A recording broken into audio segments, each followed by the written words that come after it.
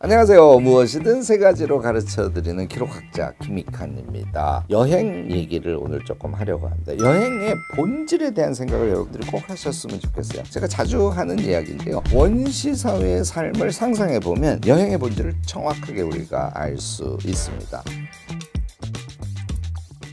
원시시대는 자신의 본원적인 역동이 자유롭게 표출되는 그런 시대였어요. 그리고 자주 이동하죠. 수렵 채집을 하니까 세계와의 만남, 전체 자연과의 만남이 너무너무나 자연스러운 사회였죠. 또 무소유의 상황이니까 소유에 찌들어서 경쟁하고 이런 것이 없는 것이죠. 나 그리고 세계와의 만남, 합일의 삶을 살았던 것이 원시시대라고 보셔도 크게 틀리지 않을 겁니다. 물론 원시시대의 단점이 있긴 하지만 인간의 본성에 가까운 그런 삶을 살았던 시대라고 정리할 수 있다는 얘기죠. 그것에 비해서 자본주의 사회의 삶은 어떻습니까? 자기에게 타인이 요구하는 것, 왜곡된 페르소나예요. 이것을 욕망하는 것이죠. 그래서 락항이 인간은 타인의 욕망을 욕망한다는 얘기를 한 거 아닙니까? 거기에다가 정주의 삶을 살죠. 한 나라 안에서 그냥 살잖아요. 자기가 만난 자기가 아닌 타자를 대상화하고 그것을 소유하려는 그런 욕구 속에서 삶을 살아간다는 것이죠. 이 삶을요, 푸코는 여러 차원을 집약해서 파놉티콘이라고 간수가 가운데서 이렇게 쳐다보는 감옥, 가운데서 여러 라인을 보기 때문에 잘 안 보이거든요. 그런데 수감된 수용인들은 간수가 나를 보고 있다라고 생각하면서 스스로 자신을 그 감옥의 룰에 맞춰서 살도록 강요합니다. 이게 이제 현대적 감옥인데요. 자본주의의 삶은 원시대와는 달리 정주하면서 감옥에서 사는 것이라고 비정할 수 있다. 푸코는 그렇게 생각을 했다는 것이죠. 나와 세계는 분리되어 있고요. 또 성공을 지향하면서 그래서 합일의 삶이 아니라 나 자신과도 분리되고 세계와도 분리되고 자연과도 분리된 그런 삶을 살아가는 것이죠. 여행은요, 본래적인 세계로 돌아가는 하나의 의례다라고 저는 생각을 합니다. 이 의례를 잘 하시도록 제가 오늘 방법을 세 가지로 나누어서 소개를 하려고 합니다. 제가 여행을 하는 방법이에요. 저는요, 한 달에 아무리 못 가도 한 번, 보통 2번 이상은 여행을 갑니다. 오래 가지는 않고요. 1박 2일로 가거나 2박 3일로. 어떻게 간다고요? 본래적 세계로 돌아가는 의례로서의 여행이니까 저는 무조건 혼자 갑니다. 아주 가끔 몇 사람이랑 같이 여행을 가기도 하지만요. 이렇게 출발합니다. 너무 쉬워요. 아무 준비 없이 출발해요. 제가 이제 주말에 1박 2일 여행을 많이 가거든요. 토요일 아침에 그냥 출발합니다. 여행 가야지. 배낭 메고 바로 출발을 해요. 준비 없이 출발하는 게 본래적 세계로 돌아가는 것, 그것에 좀 어울리지 않을까요? 그런데 이 여행을 저처럼 주기화 하시는 거를 적극적으로 권해요. 한 달에 한 번 또는 뭐 잘 하실 수 있는 분은 2주에 한 번, 주말은 꼭 혼자 여행을 할 거야. 이렇게 하시면 자신의 인생을 바라보는 것, 자기 자신을 느끼는 것, 이 모든 게 완전히 바뀝니다. 여행은 정말 중요한 우리의 의례라고 저는 생각을 해요. 자, 일단 목적지 없이 출발을 하지 않습니까? 저는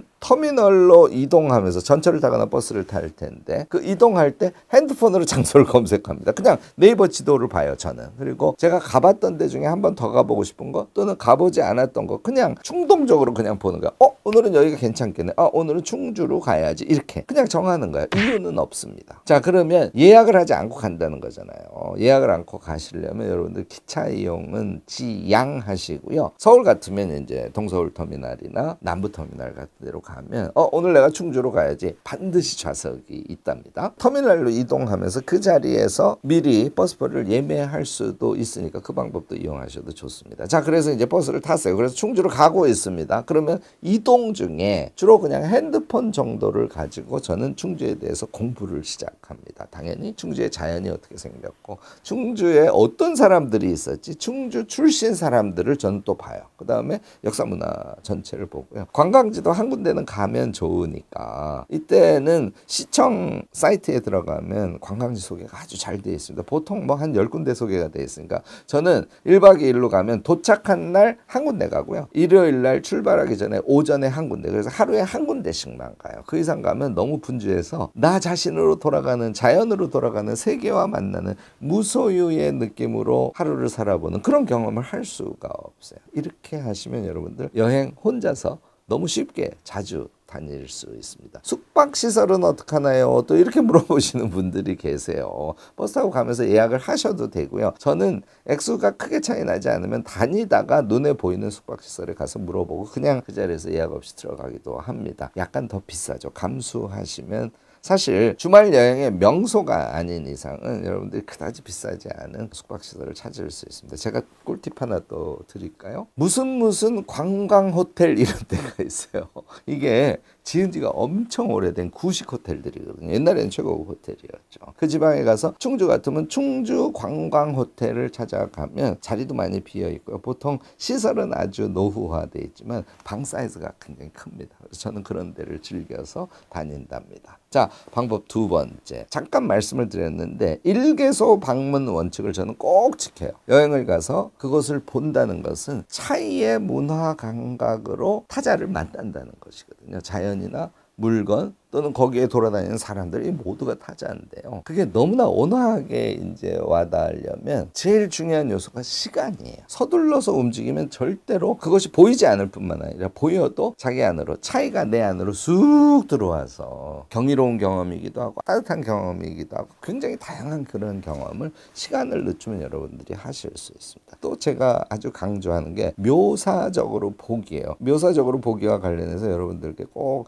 이거는 하지 마세요 하고 말씀드리고 싶은 게 여행을 가면 사진을 엄청 찍어대요. 이 핸드폰으로 사진 찍기가 너무 편하지 않습니까? 그러니까 묘사적으로 거기를 쭉 봐야 되는데 그래야 감흥이 오는데 잘 보지는 않고 사진부터 들이대면서 한 개 장소에서 막 한 20장씩 찍는 분들도 정말 많습니다. 예를 들어서 제가 명소를 갔어요. 그러면 제가 걸으면서 보는 뷰들이 이제 하나의 종류가 있고 또 한 5분 걸어가면 또 하나의 종류가 있고 이걸 이제 한 개의 장소라고 제가 부르거든요. 그래서 한 개의 장소에 한 장만 사진을 찍습니다. 물론 두세 장 찍어서 한 장을 남기는 경우도 있죠. 이제 이렇게 사진 찍는 것도 아주 줄이시면요. 묘사적으로 여러 장면들을 여러분들이 보실 수 있을 겁니다. 제가 최근에 읽고 있는 책인데요. 나는 메트로폴리탄 미술관의 경비원입니다. 라는 책이 있어요. 이 책을 보면 똑같은 메트로폴리탄 미술관에서 이제 경비원으로 일하는 장면을 기술을 하는 것인데 거기에 이제 여러 방들이 있을 거 아닙니까? 그 방들에서 이분이 하는 묘사는 눈에 보이는 것들을 묘사해요. 당연히 그림도 있고 그다음에 조각도 있고 또는 거기를 관람하는 사람들도 있겠죠. 눈에 보이는 것들을 묘사하고요. 그 묘사는 동시에 나 자신의 마음에 대한 묘사와 연결됩니다.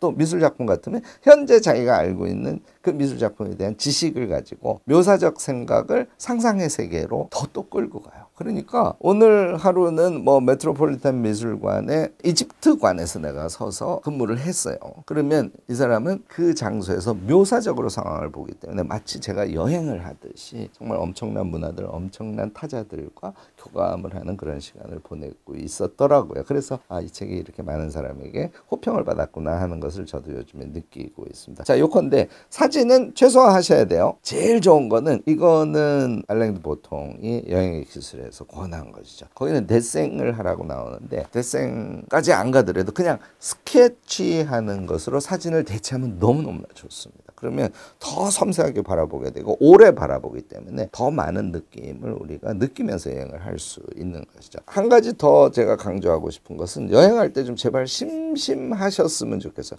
나 너무 심심해. 버스를 기다려야 되는데 35분을 기다려야 된대요. 너무 좋은 찬스죠. 심심할 수 있는 기회거든요. 그러면 버스 정류장에 앉거나 심지어는 어떤 식으로는 정류장이 없어요. 그러면 돌 이렇게 있는 곳에 쪼그리고 앉아서 너무너무 심심해서 할 수 없이 책을 보는 모습을 하면서 상상해 보세요. 그게 여행의 최고의 묘미입니다. 여러분들 버스 기다리면서 하는 독서가 절대로 거기에서 받은 감흥이 잊혀지지가 않습니다. 이게 이제 제가 일개소 방문의 원칙 하에서 여러분들이 여행하는 방법에 대해서 아주 강조하고 싶은 부분입니다. 세 번째는요. 밤 시간에 여행기 쓰기예요. 제가 기록학자니까 여러분들이 이 얘기 할 줄 알아서 이렇게 예측하신 분들도 많을 텐데요. 자기가 그 지방에 가서 본 것과 관련된 지식 이런 것들을 메모하셔야 됩니다. 제가 말씀을 드렸죠. 출발할 때 버스 타고 가면서 핸드폰으로 공부하시라고요. 그런데 핸드폰으로 공부한 게 이제 현장에서 눈에 보이지 않습니까? 이렇게 해서 우리에게 지식이 쌓이거든요. 있거든요. 그거 메모하시는 거. 큰 틀에서 이렇게 메모만 쭉 해놓으시고, 그 다음에 저는 어떻게 하냐면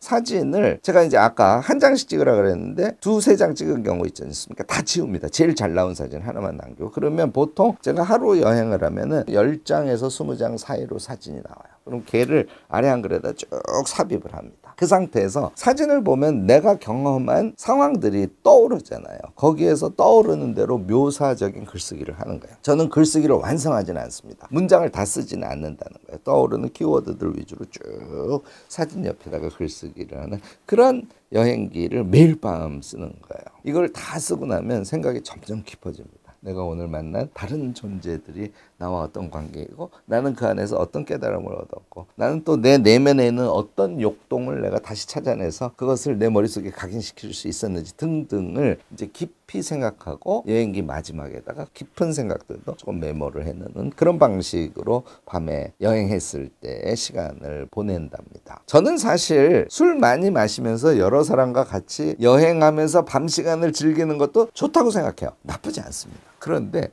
저처럼 심심하게 혼자 가는 여행, 혼자 맞이하는 밤에 글과 나와의 대화, 이것도 너무너무 아름답고 멋지다는 거 여러분들께 꼭 소개하고 싶었습니다. 이렇게 우리가 여행을 함으로써 우리의 본원적인 욕동이 무엇인지, 여행을 하니까 원신처럼 우리는 이동을 평상시보다는 더 하는 것이죠. 세계와의 만남이라는 게 이루어지고요. 우리가 여행을 하면 자는 거 먹는 거 다 우리 소유가 아니잖아요. 다른 사람이 소유한 것을 사실 빌려가면서 일상을 사는 것이거든요. 그래서 무소유의 감각을 키우는 것이기도 합니다. 여러분들 이런 여행 한 달에 한 번, 제일 좋은 거는 격주로 한 번씩은 여행을 떠나보시기 바랍니다. 멋진 자신과의 만남 여러분들 실제로 경험하실 수 있게 되지 않을까 싶습니다. 오늘 제 여행에 대한 소개가 여러분들께 도움이 되셨다면 좋아요, 구독, 알림 설정까지 꼭 부탁드리겠습니다.